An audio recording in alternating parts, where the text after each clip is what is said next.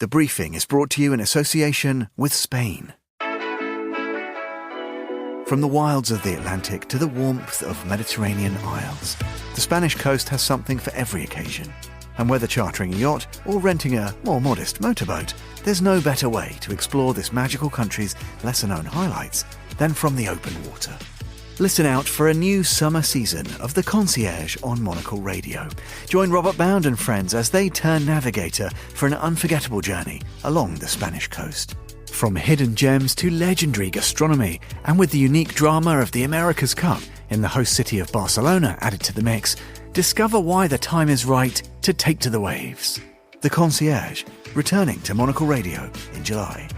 This summer, set sail for Spain. You are listening to The Briefing, first broadcast on the 8th of August 2024 on Monocle Radio.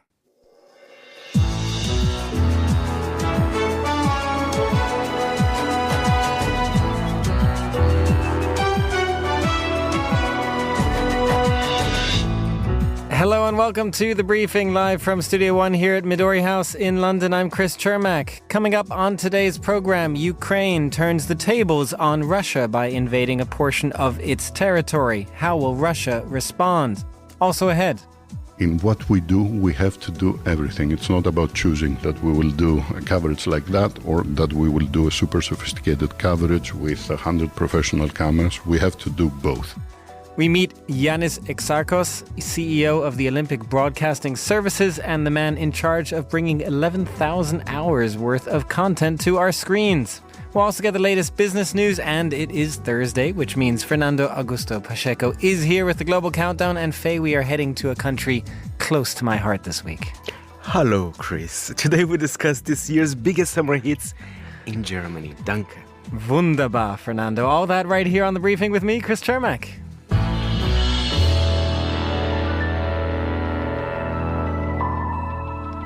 For the first time since World War II, Russian territory appears to be occupied by a foreign power after Ukraine's soldiers launched a major incursion into the border region of Kursk.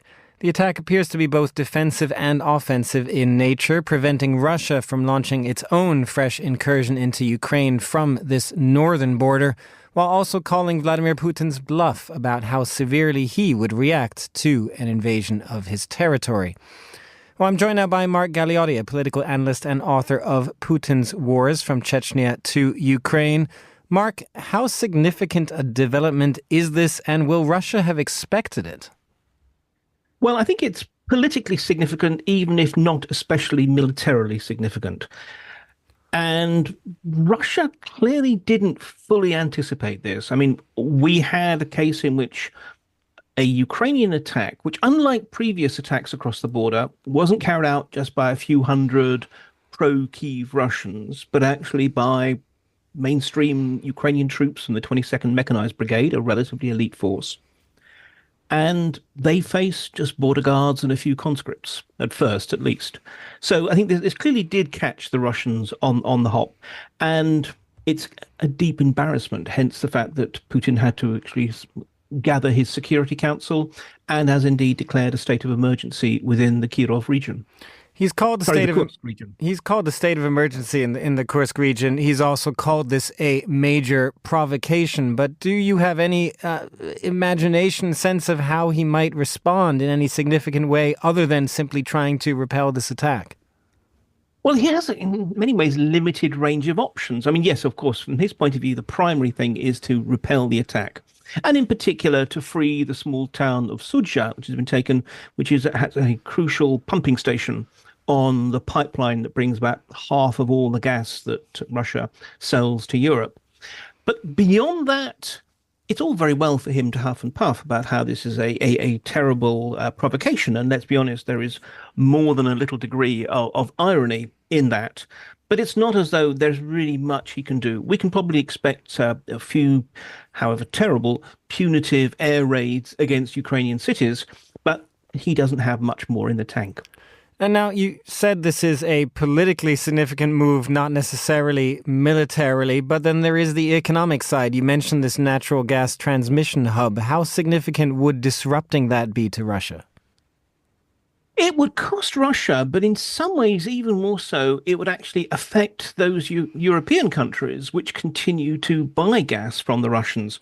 I mean, Ukraine actually profits from this. It's part of the whole surreal nature of this war, is that even though Ukraine and Russia are at war, Russian gas is being pumped through pipelines through Ukraine, and Ukraine continues to get money from it.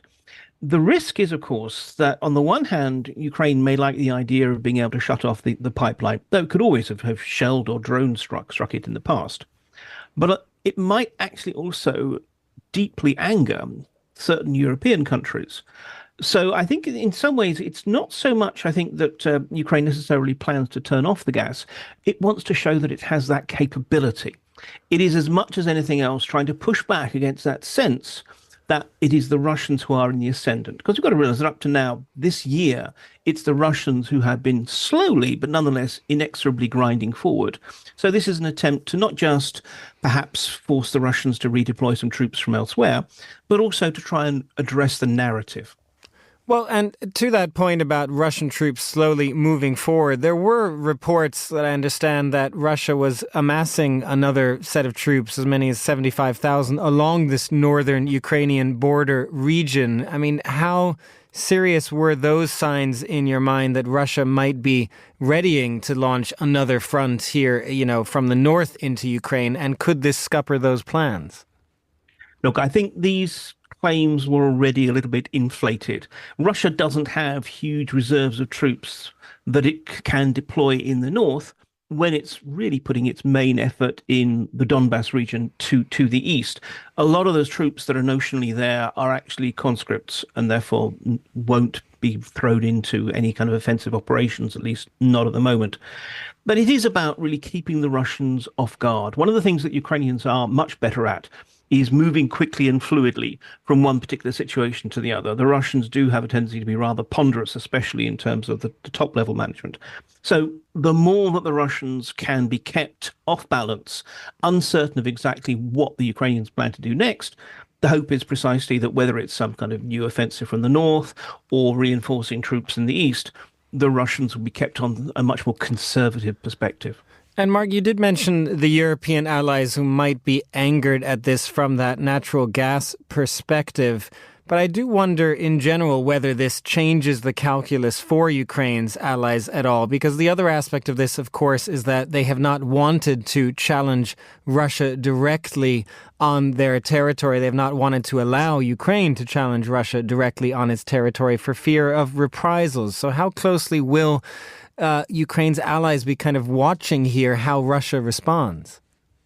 I think there's actually going to be quite considerable caution, especially because this comes at the same time as we have the F-16 fighters being provided to Ukraine, which, although they're primarily intended in terms of operations to resist Russian air power and help push back the Russian forces generally, there is the possibility that they could be used for cross-border operations, something which on the whole, the West does not want. So I think there is this concern that as the war grinds on, and frankly, as the pressure on Ukrainian manpower increases, because that is one of the crucial issues, we can provide all kinds of kit and ammunition, but it's actually humans who are still the key need in the war effort. Will the Ukrainians start acting in increasingly independent-minded ways? And increasingly ways which might risk some kind of wider Russian escalation, a mobilization, or the like. So there is distinct disquiet in the West, even while there is broad support for Ukraine's efforts to precisely put the Russians on the back foot. Just quickly, Mark, and finally, I just wonder if Ukraine might be, or how this messaging will sort of play out for Vladimir Putin. This is embarrassing to him on the one hand. On the other hand, might he play this up as sort of Ukraine being the aggressor that he had claimed all along? Yes, I mean, that's very much the line we're getting from Russian propaganda. But again, to be perfectly honest, more than anything else, there is a distinct disquiet there. This should not have happened. This goes against the rather triumphalist narrative that Putin had been telling the Russian people, and therefore they're really caught by their own propaganda. They can't hype it up too much, or else it raises the question, why on earth were they caught napping? Thanks very much, Mark. That was the Russia expert, Mark Galeotti. Now here's Monocle's Carlotta Rebello with the day's other news headlines. Thanks, Chris. A number of governments have ordered their airlines to avoid Iranian and Lebanese airspace. The move comes amid growing fears of escalating conflict in the region after senior members of militant groups Hamas and Hezbollah were killed last week. Britain and Egypt have issued advisories to their airlines, and Australia's Qantas has paused its non-stop flights from Perth to London and rerouted the alternative route to avoid Middle Eastern airspace. Police in Barcelona are hunting for Carles Puigdemont, the separatist former leader of Catalonia. Puigdemont made a dramatic return to Spain today after a 7-year exile, despite facing an outstanding arrest warrant. Spanish police indicted him on charges linked to a failed bid for independence in 2017. And Colombia is considering banning souvenirs depicting the late drug lord Pablo Escobar. A bill proposes fining vendors who sell merchandise that depicts Escobar and other convicted criminals. Supporters of the bill believe the country should shed its image of mafia bosses, but there is opposition from vendors who profit from the merch. Those are the day's headlines. Back to you, Chris. Thanks very much, Carlotta. Now it's time to get the latest in business headlines from Bloomberg's Yuan Potts, who joins me now. Good afternoon, Yuan. Hello, Chris. Yuan, it's been a crazy week, frankly, for the stock market all around the world. And so get us up to speed on that. How are traders looking at the aftermath of this? A sell-off that then came back to buying. What's the mood over there? Yeah, it's sure has been a crazy one. They call it Manic Monday. The sell-off we saw at the beginning of the week wiped $6.5 trillion from global stock markets, though, as you say, some of that has been clawed back. I think that figure really overstates the damage done around the world. It was actually really focused on Japan. The Japanese market had its worst sell-off since 1987, which is a crash, which I think is fair to say is quite a long time ago. A lot of the early trigger for this was worries about the US economy. We had quite a bad jobs number from the labour market on Friday, suggesting that the labour market is slowing faster than we thought. The US job market has been slowing for some time, but this was talk about are we getting closer to a recession, and is the Federal Reserve late to the party on cutting interest rates? But a number of investors have said those fears have been overdone. The US economy is still growing at a reasonable pace, and the labour market is slowing, but it has not gone into reverse yet. But actually, as the week went on, it was realised that the focus of the eye of the storm in Japan was really all about the carry trade. So this is where investors borrow in a currency where it's cheap to borrow and buy assets elsewhere and get a return in that way. It's a trade which is centred around Japan for years and years, because as central banks around the world raised interest rates, as inflation took off, we've seen that all across Europe and North America, Japan resolutely stuck to its interest rates close to zero. So that made it a very cheap place to borrow. But the problem is that last week, the Bank of Japan surprised everybody by raising interest rates for a second time and said they would continue raising interest rates until inflation was under control. And that really took investors by surprise, because they weren't expecting that at all. And of course, the clear message was that Japan's not going to be the super cheap place to borrow. And so that meant that all those carry trades very rapidly unwound. And that caused the massive sell-off on Monday. But JP Morgan has a report out today saying that they reckon that 3/4 of global carry trades have now unwound. So that suggests that particular part of the market has been deactivated. So perhaps we shouldn't get more trouble from that as we go forward. Ewan, just a very quick follow-up on that, just because, were you surprised by this? Just everything you explained there, yes, okay, some surprising data and stuff, but to have this kind of reaction in a week? I think the reaction to the US data took a lot of people by surprise. The Federal Reserve has indicated that we're probably going to get a rate cut in the September meeting, and there wasn't a huge amount of surprise that at the last meeting that they didn't cut. But suddenly everybody was saying at the end of the last week, they should have cut, they're too late to the party. And there is a history of central banks around the world cutting interest rates too late. Of course, they can only react to the data as it comes, and it's difficult to know exactly where the economy is because data tends to be kind of backward looking. So there's lots of talk that, again, the Federal Reserve is late. The US economy's slumping into recession. They should have started cutting interest rates before. But whether that is correct analysis, I think it's a little bit early to say. And there were calls during Monday's panic for an emergency cut from the Federal Reserve. But of course, the danger of that is that just causes more worry, and it suggests that the US economy really is in trouble. And I think a lot of people have been pointing out that actually it's just one data point. The US economy is still in a fairly good place, but we can expect interest rate cuts later on this year for sure. And Yuan, as well as the stock market stuff that we've been talking about, there are some corporate results this week which do suggest that the gig economy is here to stay. Yeah, interesting this. We're getting towards the end of this quarter's earning season, and tech earnings, of course, have been massively in focus. Most of the world's big companies, most valuable companies are tech stocks, and broadly, it's been a disappointing earnings season for them. They're spending hugely on artificial intelligence, and investors this earnings season are starting to question whether all these billions of dollars of investment are actually going to deliver any results, any earnings for the companies further down the line. So they've been broadly disappointing, although it should be said that their revenues are still growing very fast, very profitable, these big tech companies. But an interesting bright spot from earnings season is the gig economy. So we've had earnings from Uber, from DoorDash, which is the biggest US food delivery company, Instacart, and Just Eat Takeaway, which is the European parent company of Grubhub. And they've all topped expectations. They've all done better than expected. And it's really reinforcing the suggestion that demand for both rides and for deliveries remains resilient. Of course, during the pandemic, many people were forced to cook for themselves or to order takeout. And there were questions over whether that habit would remain as we reopened our economies. But it does look like, according to these companies, it is something that has become really ingrained in people's day-to-day routines. Of course, it is expensive to get restaurant food delivered. So you wonder if when consumers are reining in spending, they would rein in spending on this as well. But it does seem at the moment that they are not doing that.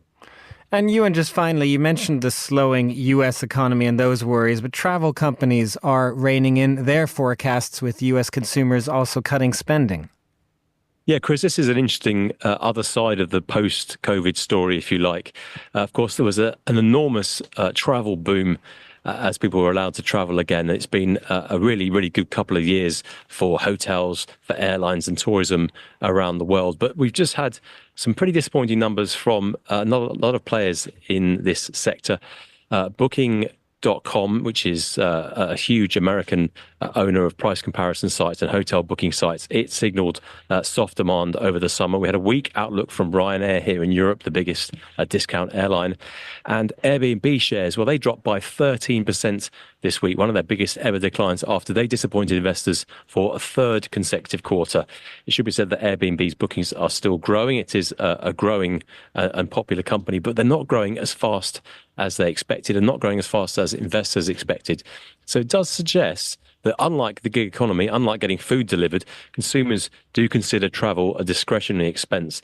And as incomes get squeezed, particularly in the US, they are spending less on travel, or they're not growing their travel spending quite as much as we thought they would. Yuan Potts from Bloomberg, thank you very much for joining us. You're listening to The Briefing on Monocle Radio.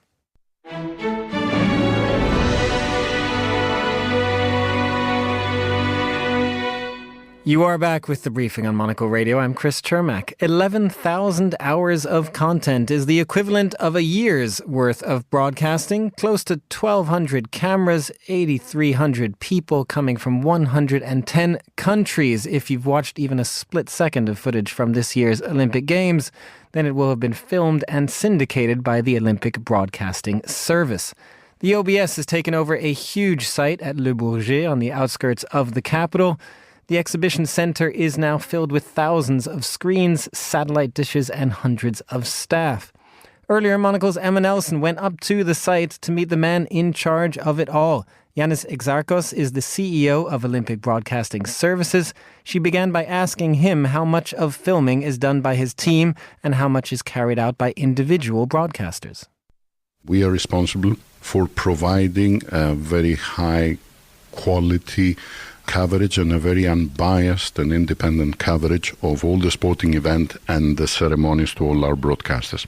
This is one part of our job. The second is precisely to help them to do additional filming, to customize, to tailor-made what they do for their own audience, to accommodate their own commentators, to help them do their own interviews in the mix zones, to add additional cameras if they want to do their own stories. What does each country want?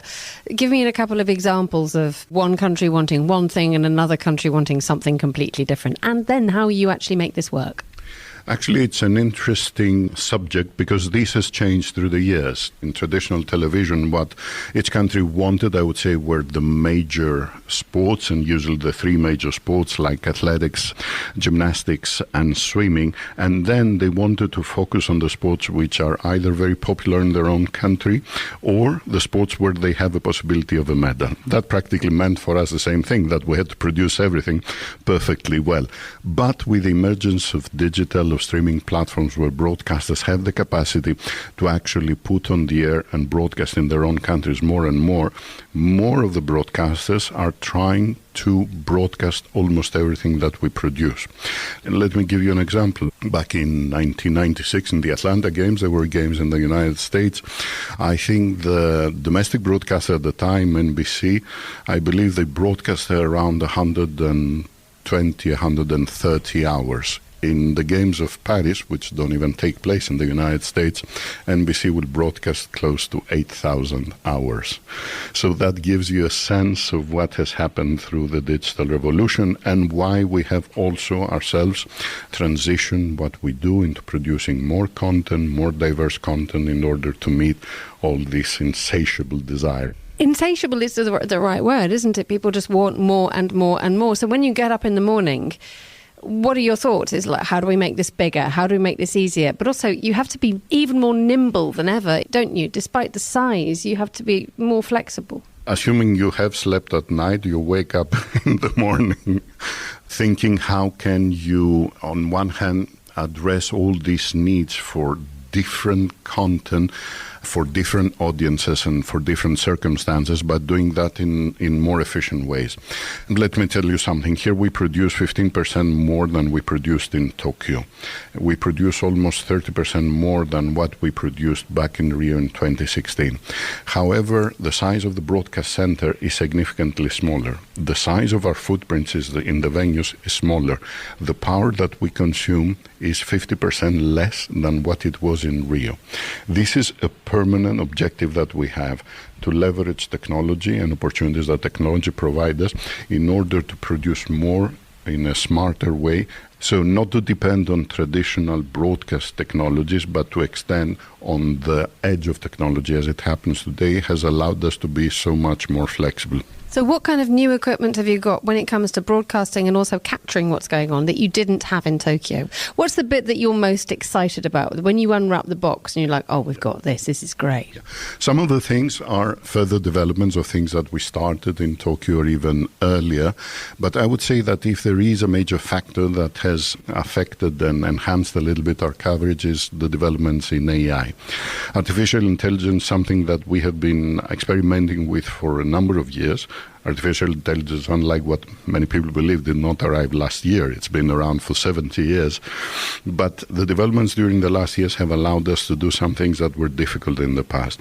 So there are things that are directly visible from the audience, like you will see in our coverage. We use a lot of replays, which are 360 degrees, where we go around, where we freeze a moment and we go around the athletes, and that helps us show better what is exactly happening. For some sports, this is very revealing for people to understand how difficult is what the athletes are doing. We use stroboscopic applications where, again, we freeze moments in some sports where the movements of the athletes are very, very fast, like diving, gymnastics, athletics, where athletes are doing incredible things, but they happen so fast that you can hardly actually capture what their bodies are doing. So now, by freezing different moments in their effort and reproducing that as a very fast replay, allows people to really understand what it takes to do a dive from 10 meters and not have any splash in the water, or do a very complex movement in artistic gymnastics. Tell me a little bit more about the principles behind the broadcasting here. The reason why I ask that is that we have seen in live broadcasting, especially in live coverage of news, for example, in the last 10, even 5 years. People broadcast on their phones. People broadcast off the Wi-Fi. There is perhaps not that sense of formality, of occasion, professionalism, ambition, budget, you name it. What's it like to be at the helm of something which is still done properly? Let me try to answer in a different way. You describe ways of capturing images and telling stories. It is important to understand that also for what we do, storytelling is at the heart. Storytelling is the objective. Now, the way the content is consumed today, it's been done across different platforms, in different times of the days, in different setups. People still watch in a laid-back position on big screens, but they watch also when they get on the train to go to their work. They're side watching when they're at work, every moment of the day. So the content that you produce needs to be made in a way that's convenient for this media. I think that one interesting thing that people probably can notice in our coverage here is that we are moving a little bit away from the traditional formality of the coverage of the games. Of course, everything that happens during the competition on the field of play is covered in the best possible way, under the best possible light. But you will see a lot of content being done behind the scenes when athletes relax, on where they prepare, or when they are nervous, or when they are trying to concentrate. So access and getting closer to the athletes in more informal ways is clearly something that we do here, because we believe that it enhances the storytelling. It helps people identify more with these superheroes that are the athletes and understand better what it takes to do it. So all these development of more casual storytelling that comes from the daily use of mobile phones, for me, is also a rich source to tap on. In what we do, we have to do everything. It's not about choosing that we will do a coverage like that, or that we will do a super sophisticated coverage with 100 professional cameras. We have to do both, because the Olympics is one of the last big aggregators of audiences. It's not bringing together just the core sports fans. It will bring together more than half the Earth's population. And this happens for reasons which are beyond sport. People want to connect. I think we all feel, especially in today's world, where again we are faced with conflicts, with divisions, that I believe the fact that we can bring together 206 nations, you can have in the Olympic Village all athletes together at a time where in the world there are 70 ongoing military conflicts. I think it's an achievement, and it inspires somehow people to want to celebrate a world like that. And to do that, you have to talk to all these different audiences in a way that they understand and in a way that moves them. Yiannis Exarchos, the CEO of Olympic Broadcasting Services, in conversation with Emma Nelson. For more content from our team covering the Olympic Games, tune in to Monocle in Paris. Just head over to monocle.com to subscribe to the show. You're listening to The Briefing.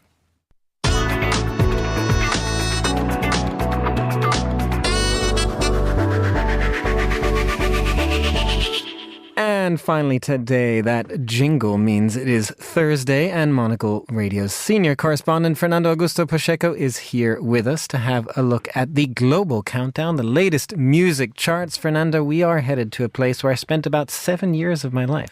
And I'm sure you're going to love the music then, Chris, because we're heading to Germany. We are heading to Germany. It's an interesting scene. I have to say, I feel like sometimes there's stereotypes about Germany being all either techno or Schlager, but this is an interesting mix. There's a whole area in between as well. And I'm glad I trust my gut as well, because I didn't know which country to choose, but then I quite enjoyed the number one song. No spoilers here, so I said, you know what, I'm doing Germany. And it's a very interesting number one, but I think we should start with number 5, right? I mean, that is the usual way to do this, Fernando. You mentioned techno. We don't have techno, but we do have a little bit of deep house mixed with Afrobeats. This is German DJ and producer Adam Port with Striv, and also with the voice of Malachi. The song is called Move.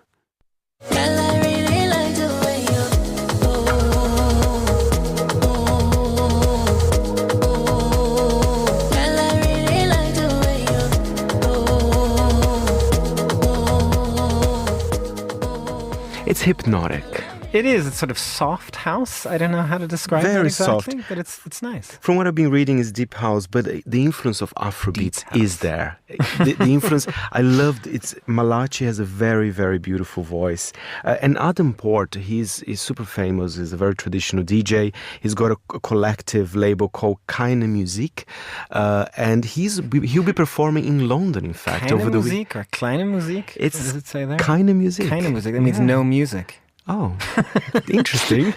So maybe, what a name. What a name. What for a name for a Sure. label. No music. He'll be performing in London this weekend, and then he's heading to Ibiza, to Istanbul. He's got a very, very busy schedule for the summer as well. All right. Well, let's move on to number 4. What do you have for us there? Are we still in the house space or moving on? Not quite house, but this song has been in the German charts for 29 weeks.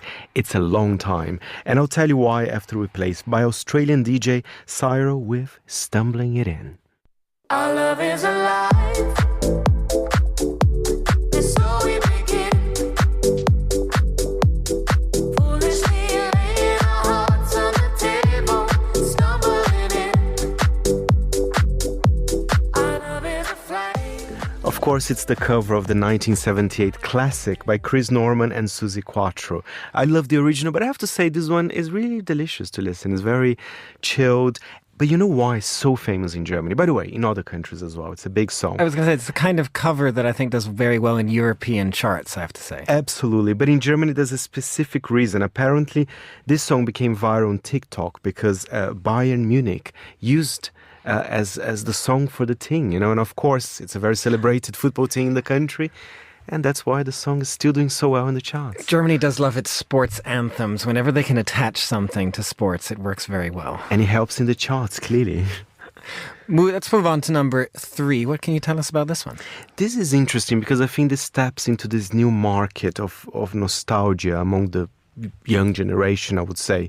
Because I don't know, in my social media, Chris, I have to say there's a lot of accounts about nostalgia in the 80s, and you see those beautiful houses in the 80s, the vibe, you know, it's kind of retro-futuristic almost. And I think this song taps into that.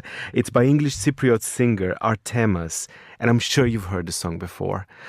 I Like the Way You Kissed Me. Let's have a listen. I like the way you kiss me. I can tell you listening. I can tell it this. We're trying to be romantic. I hit it from the back just so you don't get attached. I like the way you kiss me. I can tell you listening. It's very nostalgic. And there's another name. I mean, I know I'm kind of saying all sorts of names here, deep house, whatever, but this is dark wave. Dark wave. What does that mean? I can feel the dark wave because it's hard to explain because there is a little bit of this retro-futuristic kind of those dark synths from the 80s as well, but still modernizing the 80s. That's what we're doing here. Still very catchy. It is very catchy. It's a very catchy tune. How catchy is number 2? Very catchy. We get 2 of the biggest names in German pop music today. I say pop and hip-hop, let's say. This is Ailiva with her 4th number 1, and Apache 207. He's a rapper. He's 12th number 1, so he's massive in Germany. Wait, this is number 2, but it was number 1? Yes, it was number 1. So yeah, sorry, I forgot to mention that. The song's called Wonder. Let's have a listen. Ich weiß, dass du immer allein bist. Egal, wer dich gerade einnimmt. Und immer wenn du heimgehst, weiß ich genau, dass ich dir fehl. Wenn du zurück bist, ich wunder mich dann nicht. Ich wunder mich dann nicht. Ich wunder mich dann nicht. Bitte wunder dich. There are a lot of cultural influences in Germany that people don't necessarily realize, and I think that song highlights some of those. Absolutely. I mean, you're talking about Ailiva as well. She does have Turkish roots, in particular, as many of the artists in the German charts It is have. a very big scene, that sort of Turkish scene in Germany in terms of music. They are very popular, and it's a good tune. Absolutely, and they dominate the music charts. And by the way, can I start a petition? Can we have Ailiva as the German entry for Eurovision next year? She's excellent. I think she would do very, very well. You heard it here first, Yes. Listeners. Start a petition for Ailiva, Germany. Maybe they'd actually do well for a change. They haven't done very well for a while. Exactly. Okay, now we are on to the big one. This is you've been enjoying this one all morning, Fernando. Describe to us this number one track. And by the way, I was enjoying with a free mind before I read all those write-ups in the German newspapers talking about the song. I love the beat. I think it's kind of a silly summer hit, which I'm very pro. It is very silly. It is silly. It is fun, perhaps even a little bit ironic. We will discuss this, Chris, but let's have a listen to Shirin David with Bauch, Beine, Po, which apparently means belly, legs, butt. Let's have a listen. Du willst sein Body? Ja. Dann musst du pushen. Bist du ein Hardy? Ja. Werden sie gucken. Geh ins Genie, werde skinny, mach daraus eine Show. Wir sind pretty im Bikini, das ist Bauch, Beine, Po. So I have to compose myself here, because I You can't resist. You cannot resist this one. You're sort of transfixed. Is the sense I'm getting here. There's so many interpretations for the song. If you take it literally, it is a fitness track, like work out your belly, your legs, your butt, move up and down. I like that. But some people saying that apparently she was being a little bit ironic with this track. But I think whatever it is, I think it's a fun track. There is maybe a bit of an ironic, challenge of beauty or something like that. But it is interesting as she's leaning directly into all of that. And of course, she's beautiful. Clearly she works out as well. So some people are saying, is this really feminism? But again, people love to judge, especially women, no matter what they do, in a way. So for example, in the German serious newspapers, I was reading a lot of write-ups and saying about her career as well, because I think she started in quite a traditional music background, like playing the violin. I think she worked in an opera house as well. Clearly, there's been a little U-turn here. And we were talking about feminism, right, Chris? There's also a movement on social media. Pregnant women are loving this track because apparently they're saying it's a tribute to pregnant women because of the lyrics. Breathe in, breathe out. That wasn't enough. Push it deep. So it's quite interesting. So you can interpret the way you like. Many, many different levels. Thank you very much, Fernando. That was Monocle Radio's senior correspondent, Fernando Augusto Pacheco. And that's all for this edition of The Briefing, produced by Carlotta Ribello. Our researcher was Sana Germani, and our studio manager was Lily Austin. The Briefing is back tomorrow at the same time. I'm Chris Chermak. Goodbye, and thanks for listening.